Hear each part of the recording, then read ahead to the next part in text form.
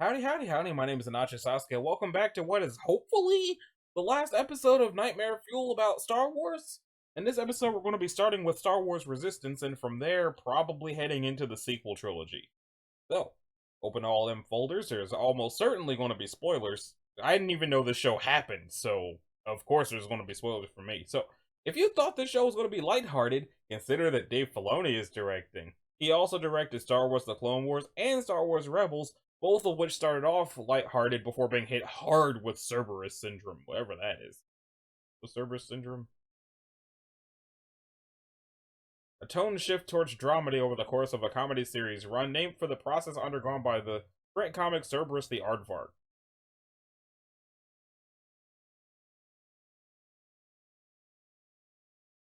Okie dokie then. So, signal from Sector 6. On board a derelict freighter, most of Kragan's pirates fell victim to a creature breakout.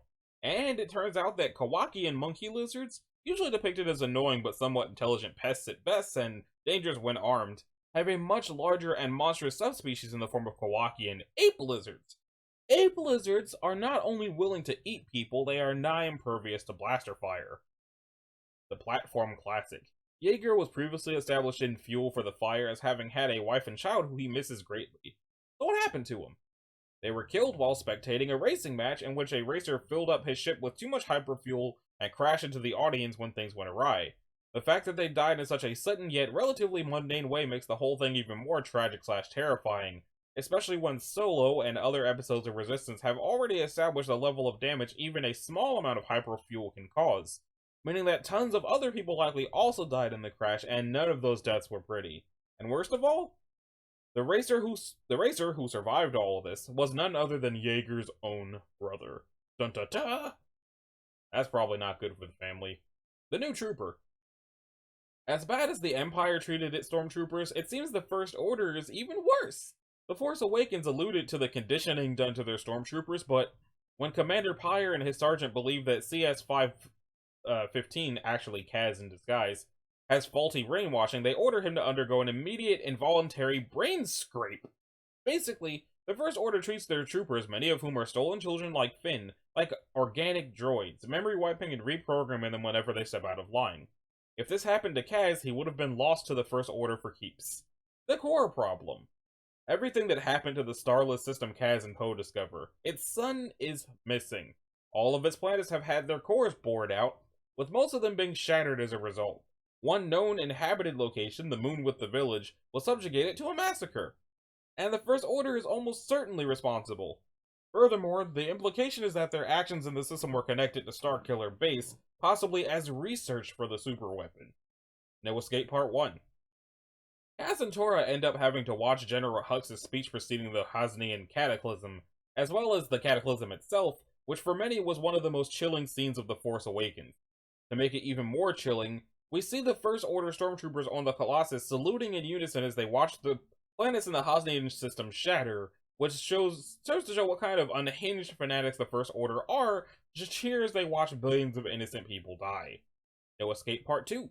As part of Niku's solution for getting rid of the stormtroopers on the station, as creative as it is, it's also pretty grim in presentation. He floods the corridors the stormtroopers are patrolling, and then flushes them out of the station. Afterwards, we get shots of the troopers flailing helplessly as they sink into the depths, of which 5 troopers we see get flushed, only 1 is shown to be able to swim, and or get eaten by Sharvelfish, with 1 later seen carrying a trooper's helmet in his mouth. So does this show happen during Episode 7, or before Episode 7? I don't know. In general, for Season 2, Commander Pyre and Agent Tyranny ordered by their superiors Captain Phasma and Kylo Ren to find the Colossus or else. Kylo demonstrates to Tyranny a taste of what exactly may happen if she fails. Okay. Kaz, Isla, and Kel finding an ancient power source which seems to be related to the Sith. A quick salvage run.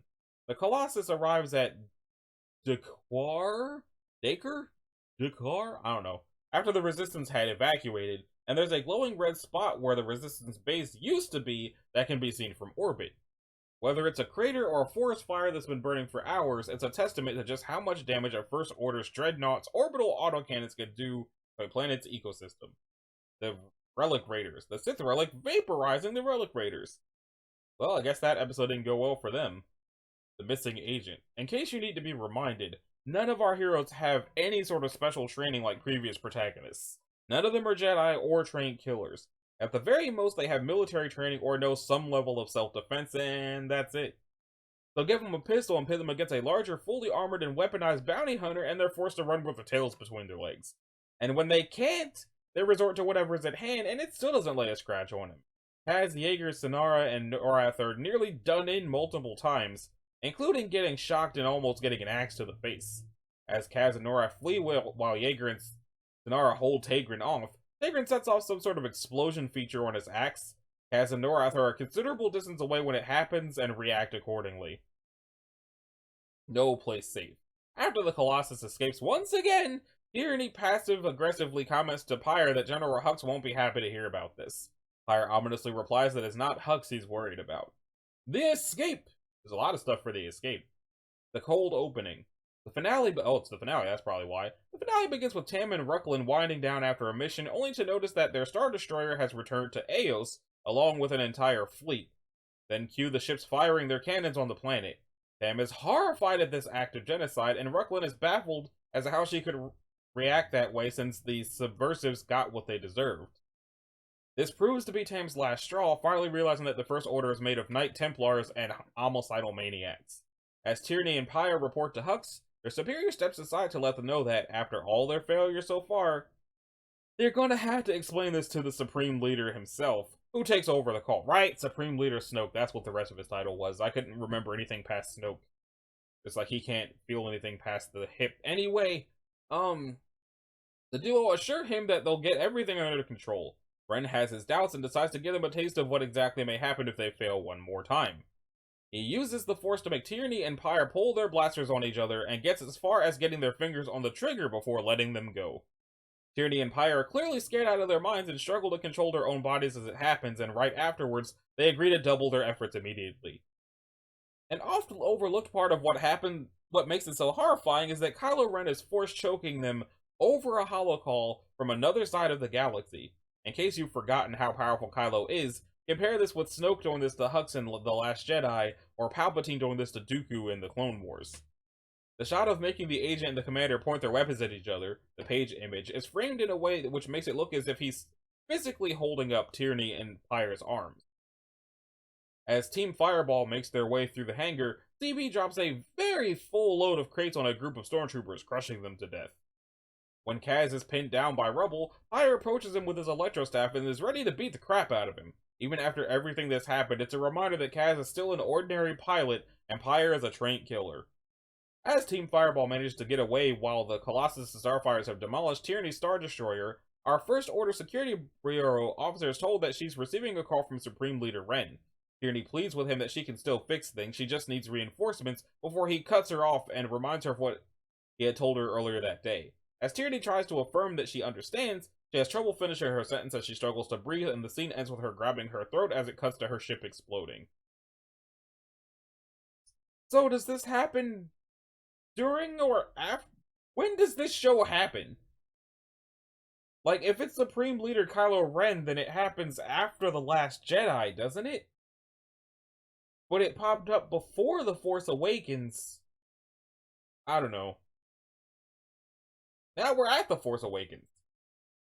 Spoilers are unmarked. Get out of here, Gerber Life Insurance. As the First Order raids the Jakku? I think it's Jakku village in the beginning, it seems like we're going to focus on Poe's fight, but it stops to linger on a stormtrooper he just shot as Finn strides up to the chaos. He tries to keep the trooper steady, only for said trooper to leave a bloodstain on his mask as he tries to grip it and fall dead. Finn tries to rouse his comrade up before realizing that this is happening all around him. Even without having seen his face yet, you can feel the terror in him as he panics and darts around trying to just stay alive until either side gives up.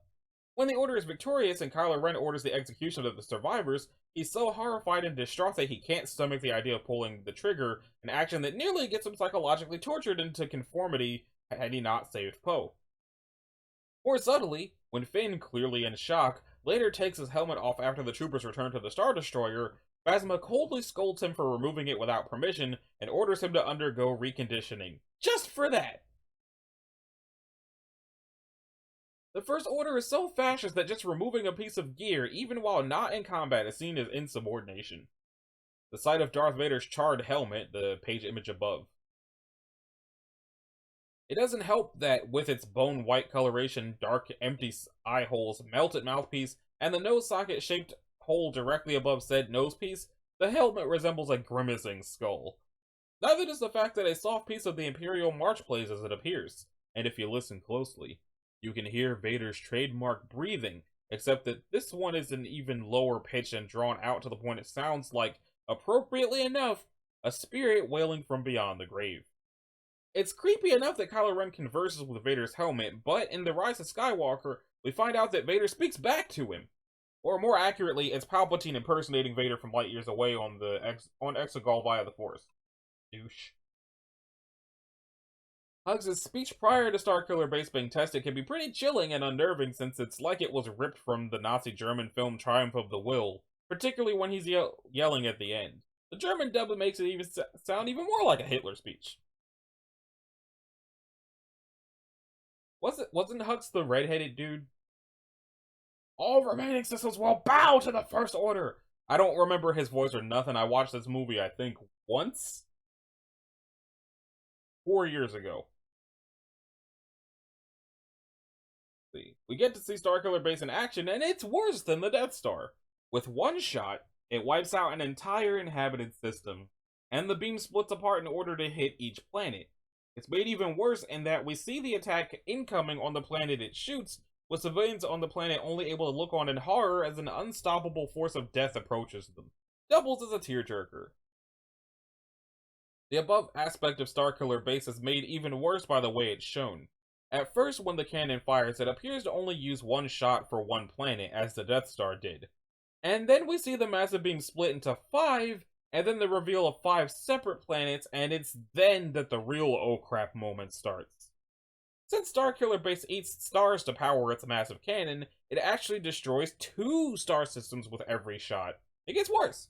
According to Pablo Hidalgo, curator of the franchise's continuity, what is seen in the skies above Takodana is a tear in hyperspace itself made by the weapon. Though it doesn't just destroy 2 star systems in one go, it also causes galaxy-wide environmental damage. The picture looks like it's a picture. Or is it? Nope, that page does not exist. Goodbye. Finn's expression when he looks up in the sky to see the beam of light, horror as he realizes that the First Order has that thing working. Han looks even more thrown when he sees the balls of flame in the sky that were once planets. Even the various smugglers and crooks on the planet are all jarred by the sight, realizing something has gone very wrong. Even worse, at the moment Finn looks up, you can hear terrified screams of a massive crowd, screams that repeat themselves once we get our look at the end of Hosnian Prime. No one else around Finn even noticed what was happening. The novelization throws in even more drama as Leia nearly collapses, feeling the shockwaves through the force of billions of people wiped out. It also brings back memories of her own beloved Alderaan. While the Death Star needed to get within range of its target before it could fire its weapon, Starkiller Base can strike any world in the galaxy at any time regardless of location. Had the Resistance failed to destroy it, nothing would have stopped the First Order from conquering what's left of the Republic. There's the nature of the Starkiller Base itself. Unlike previous superweapons, it's not a space station or really big ship. It is literally built from the planet it is based on. The First Order gutted an entire world and turned it into an instrument of genocide. Furthermore, the visual dictionary reveals that the First Order exterminated all indigenous life forms on the planet prior to constructing Starkiller, having learned from Endor. After years of speculation and hints, the visual guide for The Rise of Skywalker confirmed that the planet Starkiller Base was made from was Ilum, a former Jedi pilgrimage site and the largest source of kyber crystals. Which I think came up in Star Wars Rebels. So the fact that that thing is made of the planet that kyber crystals come from makes it even worse. Just to emphasize the point of how big Starkiller Base is, during a Resistance mission briefing, Poe shows a holographic model of the Death Star, followed by Starkiller Base for size comparison. The Death Star, once a fearsome weapon and a symbol of power of the Galactic Empire, is dwarfed by Starkiller Base's cannon alone. And then there's the havoc the use of Starkiller Base would wreak on systems throughout the galaxy. They are absorbing the matter of a star and shooting it at other systems.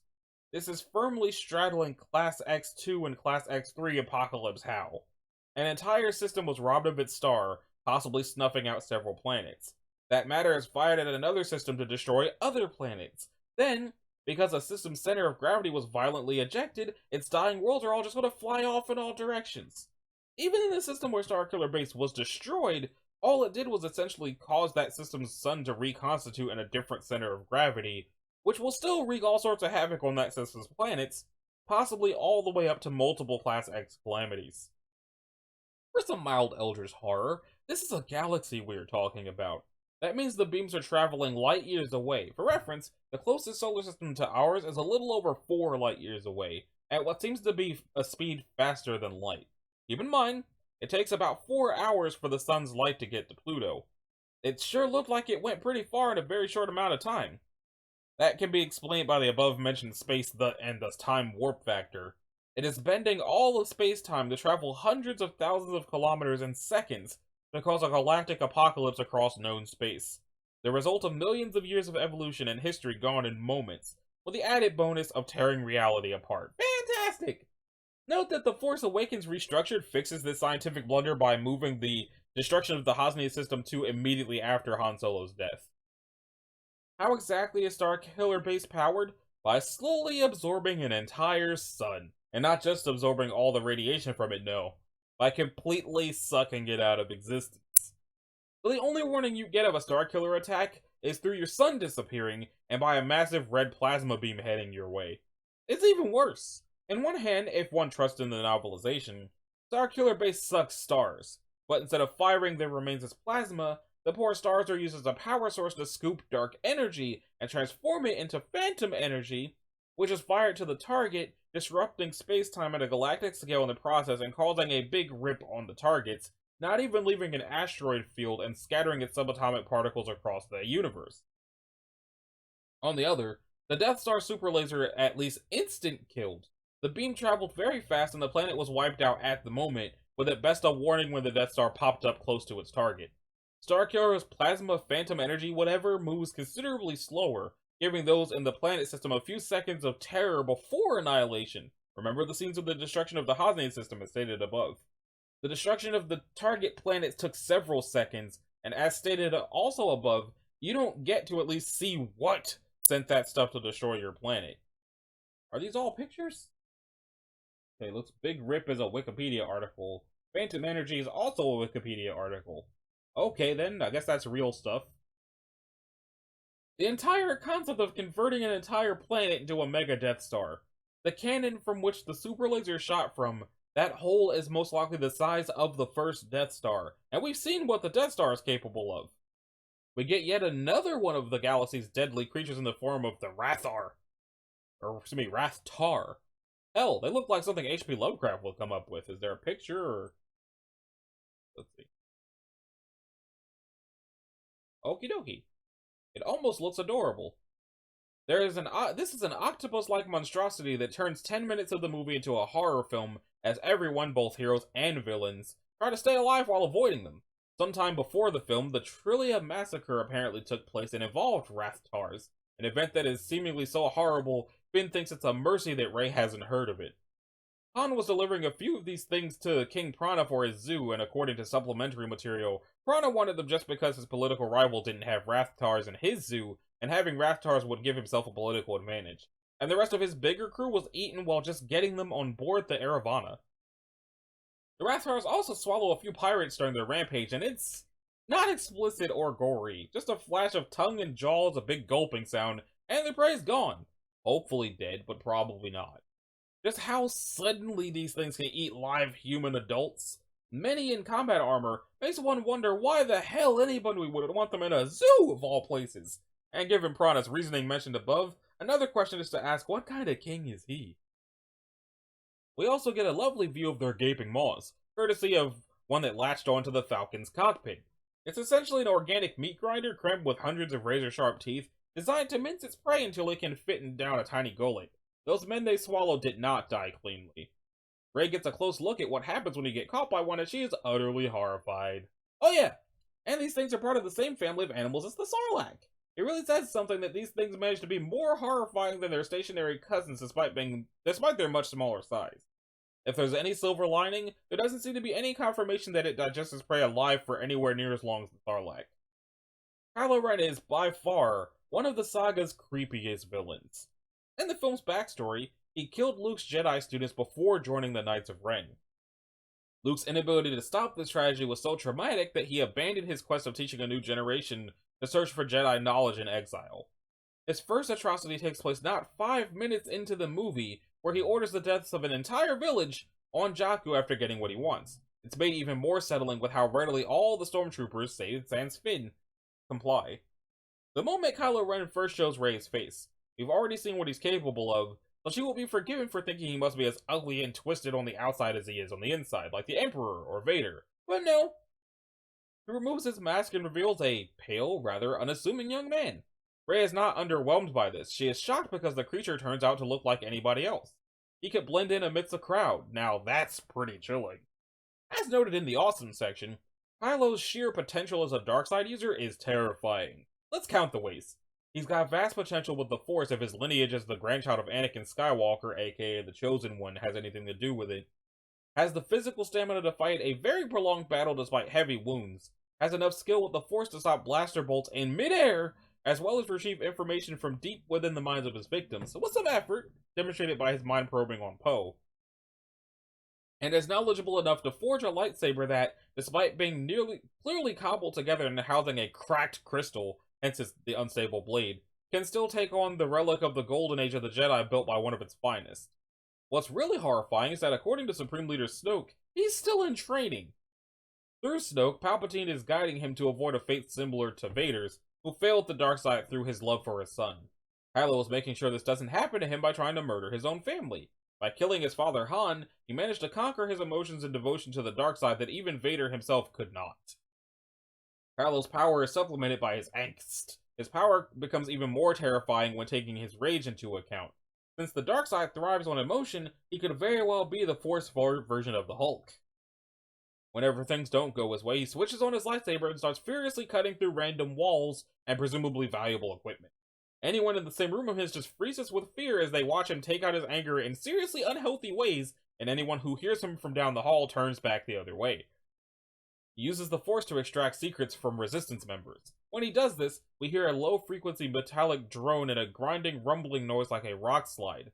Imagine that happening inside your skull, and you'll see why even Poe eventually gave in.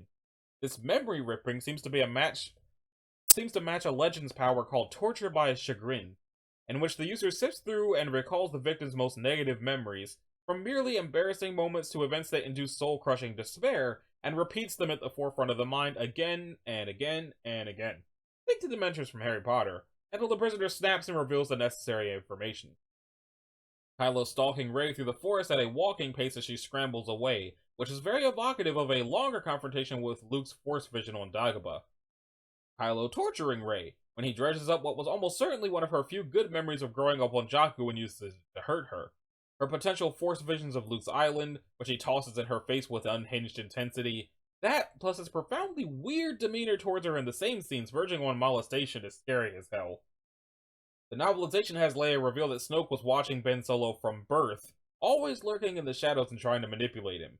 The notion of some evil, twisted thing stalking your child is terrifying by itself, but him doing it specifically to turn him evil is eerily reminiscent of child grooming, which turns it into pure adult fear.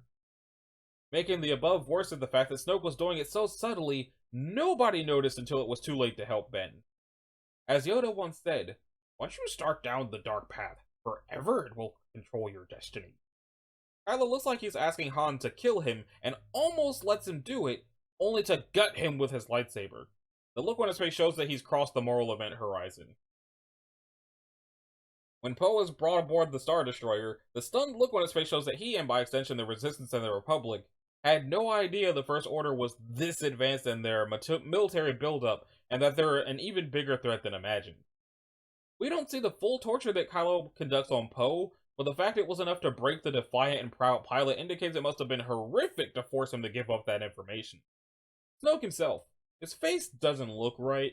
This is helped by having a face framed in shadow, and Andy Serkis implying that his long-term plans are far more complex than anyone could imagine. His droning, ethereal leitmotif also helps the scare factor, particularly when one considers that it matches Darth Plagueis' theme from the prequels. Luke/Anakin's old Skywalker. I mean, Luke/Anakin's old lightsaber. Sorry.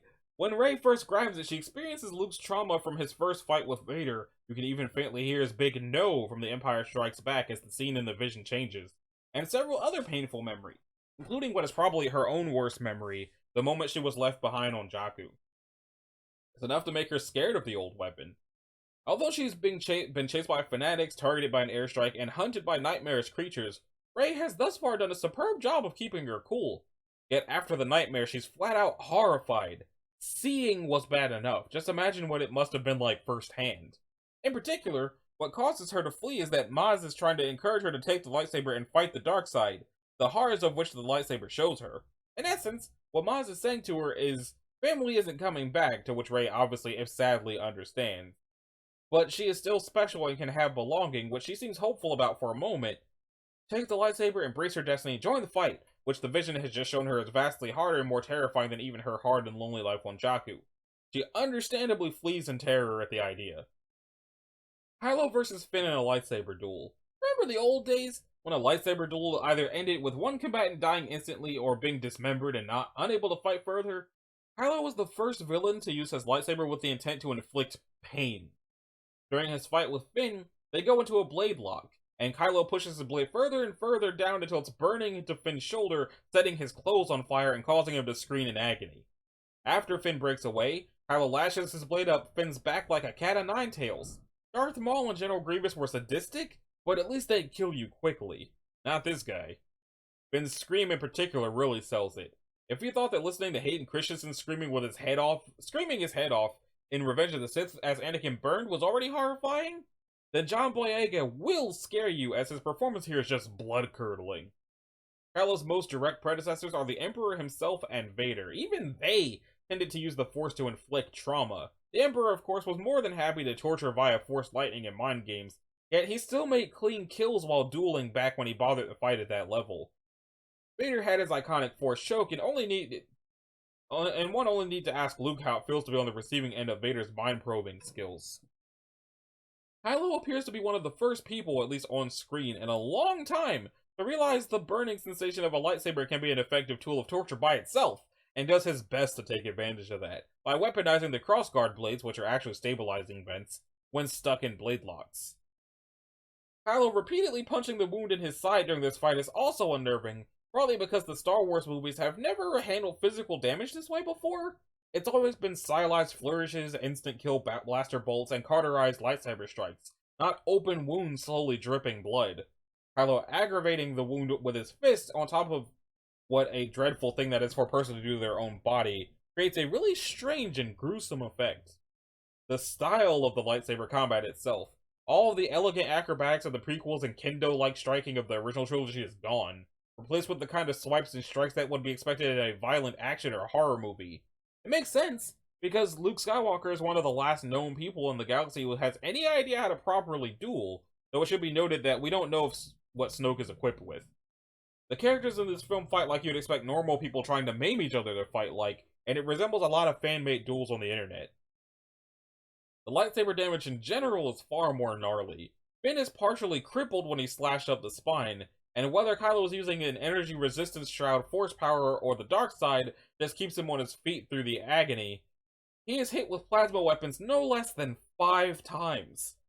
These aren't a couple of nicks that Dooku gave Obi-Wan a Geonosis, but great swath strikes that strip flesh and cut muscle to the bone, likely furthering his descent into darkness. Finn's first use of the saber, he runs a stormtrooper through with it. No blood, sure, but creepy black cracks start spreading from the wound with the blade still piercing the body. The First Order is nightmare fuel incarnate due to their sheer fanaticism. While the ranks of the Galactic Empire was composed mainly of opportunists like Tarkin, or soldiers and officers merely trying to do their job like Piet, the First Order displays a cult-like zeal in their goal of restoring the Empire no matter how much of the galaxy they end up destroying in the process, from indoctrinating soldiers since childhood into following orders without question, developing super weapons even more devastating than the Death Star, along with some implications that they openly worship the dark side in contrast to the skepticism that many Imperial officers displayed towards the Force. Their top-ranking officer, General Hux, is practically a kid compared to many of the officers seen in the original trilogy as well as on Starkiller Base, being in his early to mid-30s. How many people did he get rid of to ascend to such a high rank so soon? With the general being that bad, how must the First Order officers themselves be to survive in such an environment? Tie-in materials reveal that Hux used treachery in assassinating his rivals as a means to rise in rank so fast. One of his victims was his own father, one of the founding members of the First Order. The visual dictionary and novelization reveal that the First Order has considerably more military power than what was on display in the film, having assembled entire armies and fleets in the unknown regions to wage a war the Order has spent 3 decades planning for. The New Republic is now reeling from the loss of their capital and GHQ, and the Resistance took heavy casualties of their own trying to destroy Starkiller Base, while the First Order has fresh, disciplined, and dedicated forces preparing to strike the weakened Republic. The destruction of the Starkiller may have bought the heroes some time, but it's only proven to be a temporary setback for the First Order in the grand scheme of things. Another point about the First Order stormtroopers: they are apparently regularly reconditioned, which could be anything from the kind of torture Poe suffered to outright brainwashing. What's more, it's effective. Finn's refusal to shoot the innocent villagers was apparently his first sign of insubordination in his entire life, and he's in his early 20s. When the team is talking with Maz and the idea of fighting the First Order comes up, Finn goes deathly quiet and just leans over the table as he speaks about the First Order. The look of absolute panic on his face is one thing, but the way he describes the First Order is like describing death. You can't escape it. You can't fight it. All you can do is try to avoid it until it decides to stop screwing around and just end you. Rey's expression of pure rage throughout her fight with Kylo. The novel confirms that she was tempted to kill him once she had him down, which would have begun her own journey to the dark side before the base of destruction separated them. She still has that potential in her at the end, along with clearly extremely powerful force abilities she's just beginning to tap into. The destruction of Starkiller Base at the end. With the first Death Star, it was a near instantaneous destruction, with most of the crew likely not knowing that anything was wrong. The second Death Star was a lot more chaotic, with the crew scrambling to get off before the reactor was hit. Here, we see the crust crumbling apart across the planet, turning into molten lava. Imagine being there, realizing that the whole planet is collapsing around you, and there's nothing you can do to stop it. And if you were holding out hope that Han would miraculously survive, or at least get a dignified burial, on top of everything else, you're being ordered to stay at your post, despite the fact that your commanding officer has clearly already booked it and left you to die, despite there being literally nothing to gain from leaving you behind. According to J.J. Abrams, the special stand for Vader's helmet appears to contain ashes. Those ashes belong to Kylo Ren's victims that he tortured to death. Well, that doesn't show there, so back down. Next up is The Last Jedi. The spoilers are unmarked. Trailers. Get out of here, you. The picture of the maquette for Snoke revealing his body horror in all of its glory. Okay. It's worth noting that Snoke merely looked unsettling in The Force Awakens due to the deliberate uncanny valley effect that came as a result of his design. In The Last Jedi, however, he's haunting. Case in point, in this frame, when he's yelling at Hux, or in this frame, when he's giving off a creepy grin. Okay, frame number 1. E. And frame number 2. Not found. The second trailer has a good amount of nightmare-inducing material. Snoke is shown unveiling one of his Force abilities, using mind over matter on Rey, which was hinted at in an official guide to Star Wars, the telekinesis that is. Now, it's quite painful given her reaction. The image caption is what Snoke appears to be saying to Rey as he does this, his guttural growler aspect returning from the last film. It's revealed that we'll get more than just a quick glimpse of the aftermath of Kylo Ren's rampage at Luke's Jedi Temple. Turns out it was so bad that Luke was buried under the rubble by the time it was done. I've seen this raw strength only once before. It didn't scare me enough then. It does now. A mini-trailer ends with Rey implied to be glaring down at Luke before raising her lightsaber. Rey meditating in the Tempt TV spot. At first it seems to be going well with Rey sensing light and darkness, but then Rey starts feeling something else and is audibly crying while something starts pulling her in as Luke tries to snap her out of it. And meanwhile, that was just the trailers. The film! The fact that the plot is literally the rebels being chased by the First Order. It's clearly established in The Force Awakens that the First Order is relentless. This film does not shy away from showing it. To name just one example, the rebels are tracked through light speed. Hyperspace tracking as a whole is a nightmare to consider in the setting. The original trilogy established that jumping the hyperspace was a guaranteed way to escape pursuit.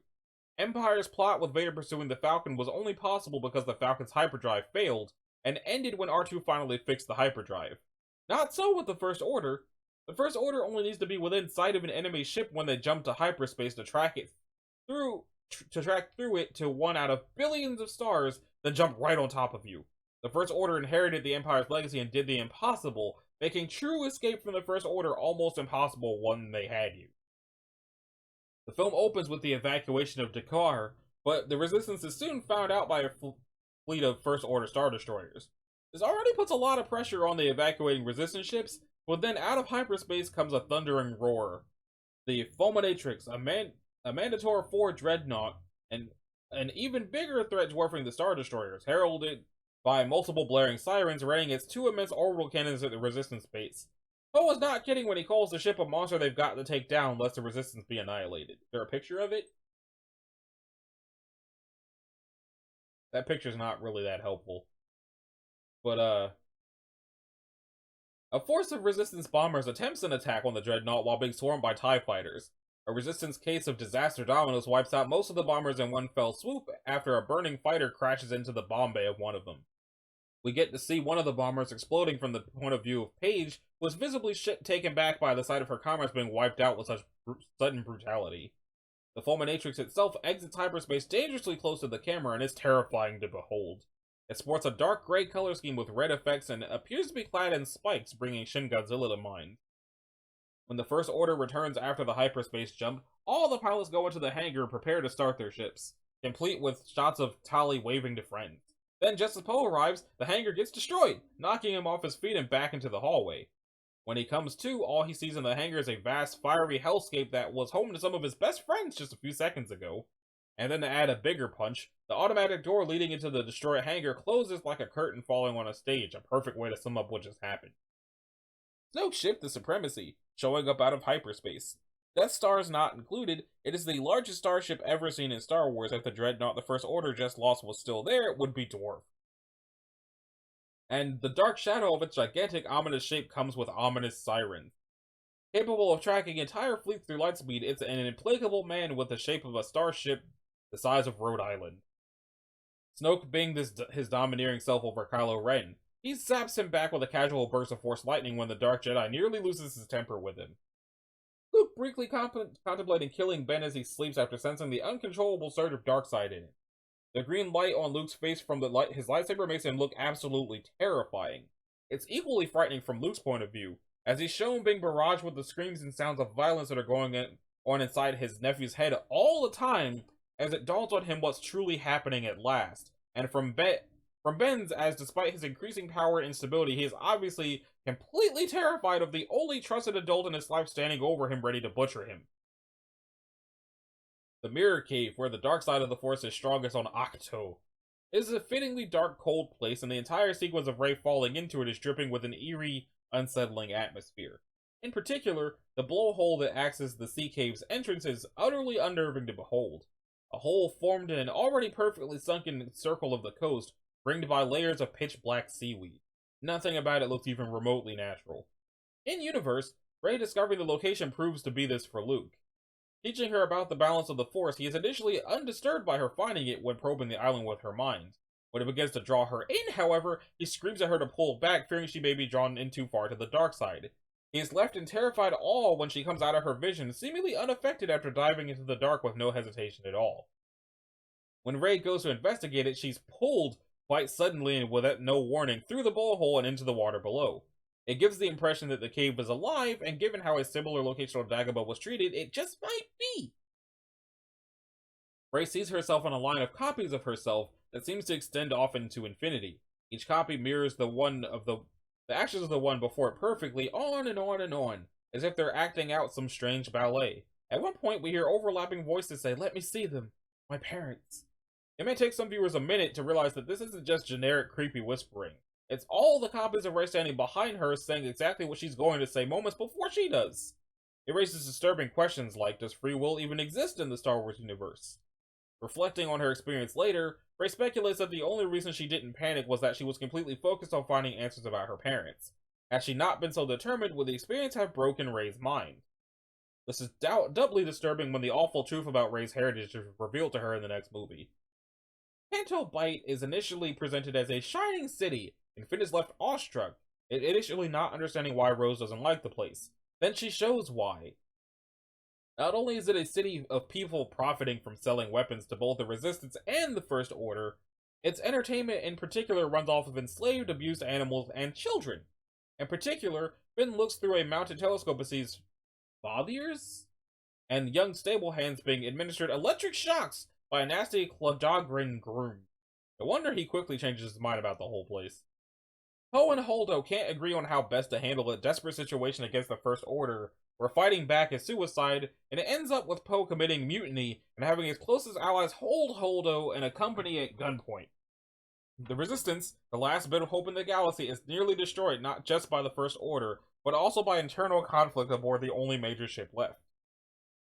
Even if it was the desire to save his own life that motivated him, it's just chilling to see DJ just sell Finn, Rose, and basically the entire Resistance out to the First Order. Given his apparent lifestyle, one can't help but wonder if he's screwed over the lives of others in a similar fashion. His actions nearly finish off the Resistance for good, and he just goes away with a ton of money. Worse, his remorseful look and ambiguous words while doing his deed, ostensibly due to having sold out 2 people he had started to like, imply that DJ is not a cold, calculating psychopath or someone who enjoys screwing people up. Although he gained a juicy profit with the betrayal, he probably acted out of self-preservation first and foremost, which brings a new, disturbing quality to the moment. How many people, regardless of their morals and values, would have not acted the same way with a blaster pointed to the back of their heads? How many people, at both sides of the fourth wall, would have not found themselves betraying their friends and condemning the entire world in order to save their own lives? I don't know why they said lives, but it's lives. The First Order casually picking off the evacuating Resistance transports and ignoring the decoy Holdo set up with the cruiser. It's enough to bring her to the brink of tears as she desperately urges the evacuation to continue.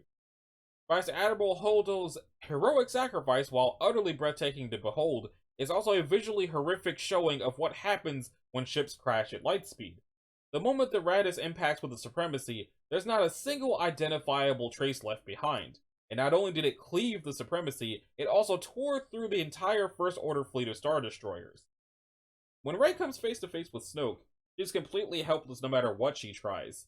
Snoke tosses her around the room and basically toys with her with minimal effort. He only dies due to some trickery on Kylo Ren's part, but straight up, it seems clear that Snoke could wipe the floor with both of them if he wanted, and hadn't made one miscalculation about Kylo's intentions. Just the fact that Rey's innocent, understandable mistake believing she could sway Kylo back to the light had horrific consequences. The last hope in the galaxy was almost destroyed because said last hope just so happened to be a naive but well-intentioned teenager who stumbled straight into a trap laid by the chessmaster. When Snoke has her immobilized, Rey actually lets out a terrified squeak, but she realizes how out of her depth she is. Just think about how out of character that is for her. For that matter, the sight of Snoke's upper body toppling to the floor after Kylo bisects him is also quite disturbing, as is a blink and you'll miss it shot of one of Snoke's hands still sitting on the armrest of the chair. Kylo Ren, having flirted with the possibility of returning to the light side the entire film, fully embraces the dark side, and it is terrifying to behold. He's practically frothing at the mouth as he takes control, lashing out violently and even force-choking Hux for mouthing off at him. He turns absolutely genocidal, and it's clear he's gone downright insane with rage and fear. His temperaments are as volatile as they were in The Force Awakens. After a harsh berating from Snoke, Kylo seems to quietly mope about his Vader obsession. Sure enough, his melancholy swiftly turns to rage as he repeatedly slams his mask into the walls of the lift he's riding, and by the time he reaches his destination, it's a smoking mess. Kylo remains helmetless for the rest of the film. The throne room brawl showcases just how intense, visceral, and violent lightsaber combat can be. While there is mercifully little blood thanks to the way the blades cauterize the wounds as they are made, you see limbs and heads getting severed, faces impaled, and one hapless bodyguard is thrown into a machine which spits out his armor like confetti. It's best to not consider the state of his body. Both Rey and Kylo have moments where they look quite frankly terrifying. At one point, Rey screams in a violent and guttural way, and at another, Kylo snarls and looks around like a wild animal. Much like the climactic duel between the two of them in The Force Awakens, the scene more resembles the brutal, drag-out, fan-made duels of the mid-2000s than it does the sweeping, elegant lightsaber clash scene in the prequel trilogy. Even though the film makes clear that the striking color is due to natural mineral deposits, there's something absolutely chilling about the Resistance last stand after being run to ground with massive casualties taking place on Crate, whose pristine white salt surface becomes scarred by blood-red gashes. In the end, it looks like an ocean of blood. Just as it appears that Luke is about to have a big damn hero moment, the AT-AT fires. For the moment, it appears to have casually and anticlimactically reduced Luke to bloody chunks. It flirts with an R rating. If you look closely during the scene where Kylo force chokes Hux, the latter is coughing blood. There is a rather nasty sound effect accompanying the choke, and unlike other force chokes we've seen, Hux doesn't just clench his throat, his entire body seizes up. Together with Hux coughing up blood, it's clear that Kylo wasn't just strangling him, but flat out crushing his windpipe. Luke sends Kylo into a psychotic rage at his appearance, stopping the ground assault by the First Order in its tracks. When Kylo Ren finally sees Luke Skywalker for the first time since his turn to the dark side, the look of rage absolutely boils over. He's literally screaming at his officers to keep firing everything at Luke's position. At the beginning of the film, the Resistance consisted of a decently sized fleet of starships. By the end, the entirety of it can fit in a small private ship. Sure, they're all just glad to be alive, but unlike the First Order, they don't even have any other air or land vehicles left in case the First Order decides to ambush them in the near future, or have an unfortunate malfunction or crash in the vastness of space. Rey's behavior in this film shows just how precariously she's teetering on the edge between the light and dark sides of the Force. We see her good intentions giving her more insight into Kylo Ren, but it also looks like it could become a dangerous attachment or even loyalty. She knowingly disobeys Luke and seeks out the darkside cave on Ahch-To, and after literally beating the truth out of Luke about the origin of Kylo, goes on a similar naive rescue mission to Luke in The Empire Strikes Back. During the encounter with Snoke, she ends up willingly summoning Kylo Ren's lightsaber to her when denied her own, and behaves in angry primal ways in her fight against the Praetorian Guard, where she teams up with Kylo. The quote listed above about Luke not being scared enough back then in Ren's case, and he's talking about Rey now. Yoda had little faith in Luke and was likely scared for him. Luke, however, is plainly scared of Rey, terrified she will become another Kylo Ren from his lessons, and it's really not hard to see why. And that brings us to Rise of Skywalker, which I haven't seen, and I may never watch. I don't know, it sounds stupid. But The Last Jedi, reading about it, also sounded stupid, and that movie was great, so who knows? I don't think that anything's going to save this movie from the knowledge that Sheev bones. The ritual begins. She will strike me down and pledge herself as a Sith. She will draw her weapon. She will come to me. I'm going to stop. She will take her revenge, and with a stroke of her lightsaber, the Sith are reborn. The Jedi are dead. As the grand finale of the Skywalker saga, having good old Palpatine replacing Snoke, there's no doubt that this entry of the film has a grand dose of nightmare fuel with him back at the helm. So, this page contains unmarked spoilers. You have been warned! Palpatine's Sith temple/base at Exegol easily earns its place among the darkest and most unsettling Star Wars settings to date. To say nothing of the experiments that have been performed there. The Sith's twisting of life at its finest, summed up by that word-for-word callback to what Palpatine said in The Revenge of the Sith. The dark side of the Force is a pathway to many abilities some would consider to be unnatural. First of all, the lightning on Exegol sounds very unnatural, like some kind of high-pitched screech. As Kylo Ren explores Palpatine's base, he comes across a shocking sight. Tanks full of copies of Snoke in various states of formation floating in sickly greenish-brown liquid. There's something extremely disturbing about seeing that powerful and expressive villain from the last two movies be revealed to be simply one of numerous copies. And while this seems to close the book on Snoke's origins, it actually ends up raising more questions than it answers. Was Snoke a clone of a previous Force user? Some kind of homunculus created by Sith alchemy, or something else? From yesterday's episode of the Nightmare Fuel thing, it sounds like Snoke is a direct result of them trying to use Grogu's blood to make more Force-sensitive people. So it sounds like all those tanks full of Snoke are actually different people who got brainwashed by Palpatine to be Snoke. Which is... Palpatine looks more nightmarish and hideous than ever before, even surpassing Snoke in this regard. Not helped by often being shown in the dark and having at least the flesh of his hands rotting. Best seen when he siphons the life force of Rey and Ben Solo, which makes his hands regenerate. The ominous Latin chanting of the numerous hooded servants of his cult adds to it. If Palpatine looked like a hideously deformed old man in the previous movie, here he looks like a rotted corpse, and given his opening dialogue stating that I died before, he might actually be one. His eyes are white and clouded over, his lips are blackened, his flesh is even more rotted, and parts of his bones stick out of his decaying hands, all of which is consistent with a corpse midway through decomposition. Turns out that his body is actually an imperfect clone, and Palpatine transferred his essence into it right before his original body died on the Death Star 2. The transfer was also imperfect, resulting in the clone body decaying and degenerating due to being unable to properly contain Palpatine's immense force power.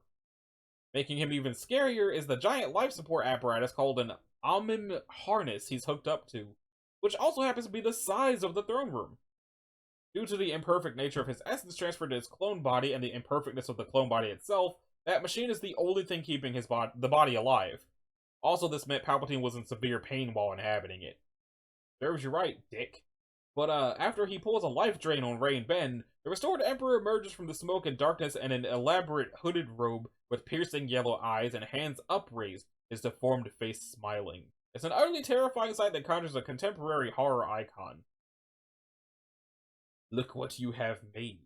In the final battle, after Palpatine has been restored by the energy of Rey and Ben's bond, what's the first thing he does? He conjures up the single largest blast of Force lightning in the history of the entire franchise.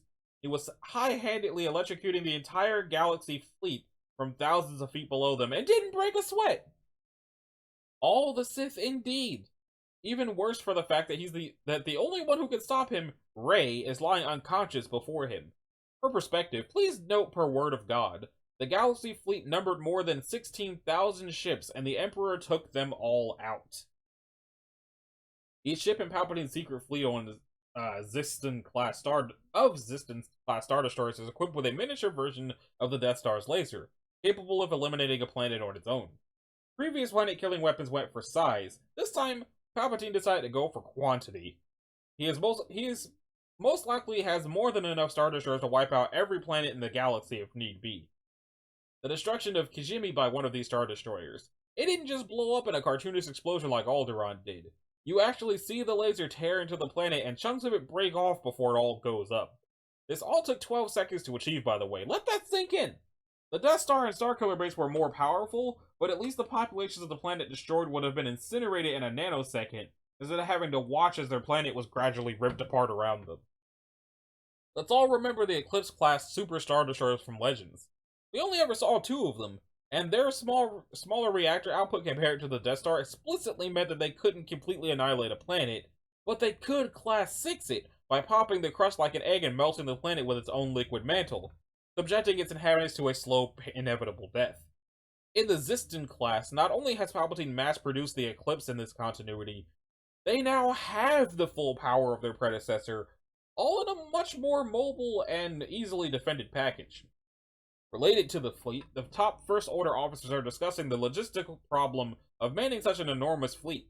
This leads them to nonchalantly stating they'll need to round up more children for indoctrination.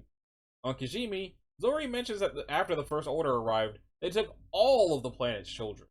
Just as bad, in conjunction with this, is how the film seems to make a point of having the audience hear the cries of anonymous stormtroopers as they get gunned down or dispatched in running battles with the heroes. And a wide range of gender-varied voices, no less. Odds are all of these red shirts were once people's abducted children, now dying or suffering life-altering injuries in service to the First Order that stole them from their original homes. The reveal of Rey's true lineage to her horror. She is not a Skywalker, a Solo, or a Kenobi. She's the granddaughter of the Emperor himself. She is a Palpatine. When she grabs the Wayfinder, Rey finds herself facing a Force vision of herself in Sith robes and wielding a red double-bladed lightsaber. As they duel, Sith Rey never offers more than a serene smile as she says, "Don't be afraid of who you are." The smile fades when she briefly takes on a hideous, fanged grin like some savage animal that terrifies the real Rey, as she knows this is what she could become. Heck, Sith Rey as a whole is one of the most unsettling dark side visions seen in the franchise so far. Aside from her sharp teeth and calm yet sinister behavior, she also moves quite unnaturally and hisses furiously like an enraged rattlesnake about to attack its victim. The healing of Ben's saber wound, a deep hole, healing in reverse complete with the regrowth of muscles, tissue, and the works, is a little squicky. The entire final confrontation has a sizable portion of nightmare fuel because it takes place in a massive arena with the stands filled with thousands of Sith cultists, all hissing and chanting in the language of the Sith. And considering Palpatine is essentially the Star Wars equivalent of Satan himself, this is for all intents and purposes a battle against evil itself in its purest form. A lesser example, in the Barrow and Kijimi, the cast briefly passed by Hrothgar Deng, a bizarre cyborg-like bounty hunter with a completely armored body and a transparent visor showing a weird, flabby, and pale face, simultaneously infantile and geriatric at the same time. His appearance, while somewhat off-putting, could be excused away by the possibility that he might be some species of alien. But then the visual dictionary gives a bunch of clues to his backstory that hint he is none other than Dengar, one of the most famous bounty hunters in the franchise who has apparently taken several extreme modifications in an attempt to live forever. But what the hell could turn someone who looks like this into this? Okay. Someone who looks like that into this. Is the second picture not going to load? Well, will this picture load? That's Dengar. Is there going to be a picture of what he turns into? Nope. Nope. Nope. Nope. Nope. Nope. Nope. Okay. I guess we just don't get to see what he turns into. Even Vader and Palpatine look more human than him. His presumable death at the hands of the Sith fleet almost seems like a mercy kill at this point. What's the website? Let's try one more time. Nope, it's gone. On the subject of background characters, one of the bounty hunters at Kijimi is a humanoid alien named Caribdis, whose species have massive gaping mouths filled with sharp, horrifying teeth. Even better, Dis's sensory organs were located beneath his mouth, meaning he had to constantly grimace to see things, making his nightmare fuel in-universe as well, because many other sentients found this display unsettling, forcing Dis to wear a sensor dome on his head to better perceive the world.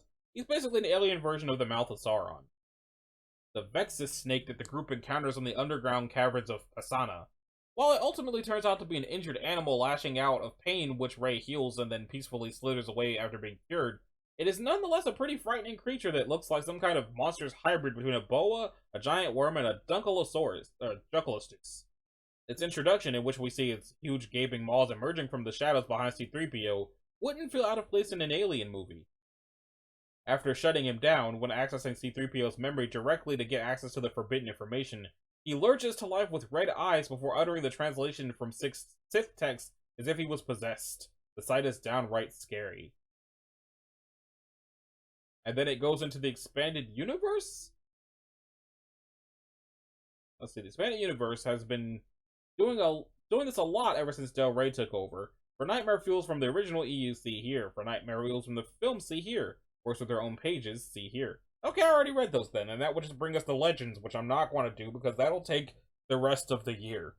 So, that finally does it for this unintentional Star Wars week of nightmare fuel on TV tropes. It was only supposed to be one day. I just misjudged how much there was. So, this has been Anashi Sasuke. This was TV tropes nightmare fuel of Star Wars episode 4. If you liked it, a like and a subscribe will be groovy. If you didn't, you don't need to do either one of these things. If you want to click the bell, you can do that as well so that you're notified of future uploads. And I'll see y'all in the next one, whatever happens to be the next nightmare fuel we read about on TV tropes. Later!